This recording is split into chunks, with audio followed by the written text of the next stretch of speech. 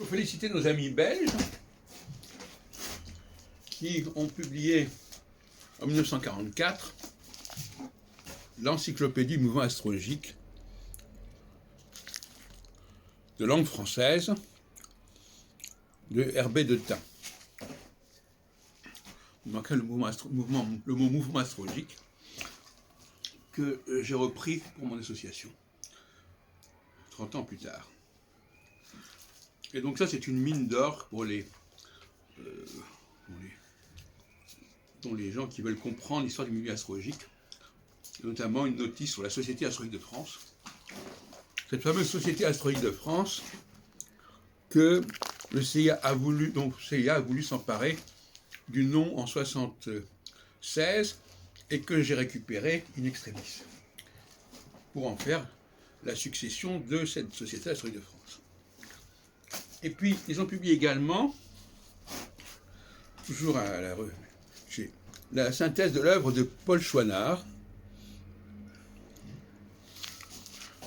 un ouvrage qui va probablement être également rapidement numérisé.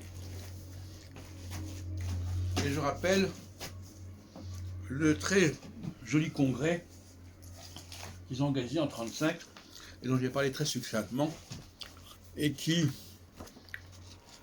précède de 2 ans le congrès dont on parle de 1937 de la SAF, avec de très belles photos.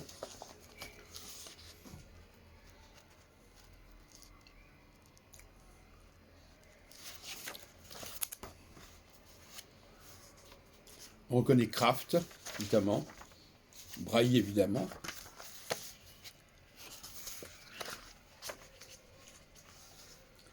Le général-colonel Maillot, représentant de la Société astrologique de France, Maurice Privat,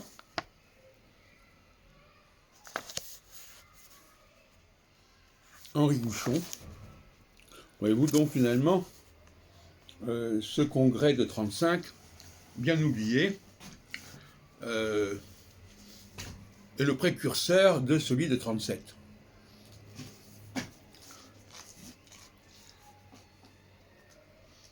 Dont je parlais tout à l'heure, celui de 1937 étant celui de la SAF, l'astrologie moderne,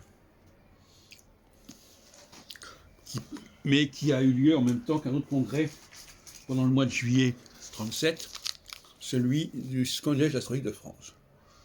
Donc vous voyez, le Collège astrologique de France, Société astrologique de France, étaient toutes les deux très liées, et en 1953, au lendemain du congrès de 1953, la SAF, le CAF et le CIA ont envisagé de faire une fédération française d'astrologie.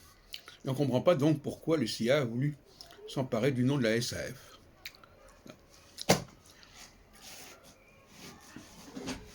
Alors ils ont publié également, nos amis belges, une ontologie de la revue Demain, qui est tout à fait intéressante à étudier, et qui comporte des articles sur toute l'histoire de la revue Demain, qui a commencé dans les années 20, et notamment des articles sur 1943,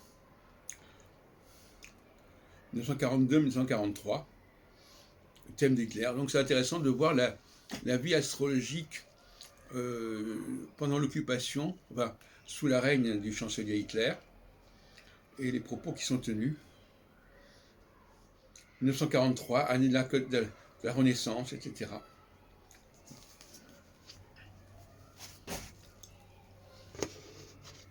Alors il y a une préface d'André Barbeau à cette anthologie de la revue Demain, mais initialement j'avais fait aussi une préface. Je crois qu'elle a disparu en cours de route.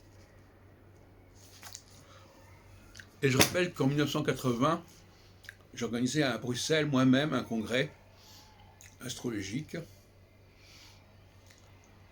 et que j'ai joué un certain rôle dans ces années-là dans la vie astrologique belge.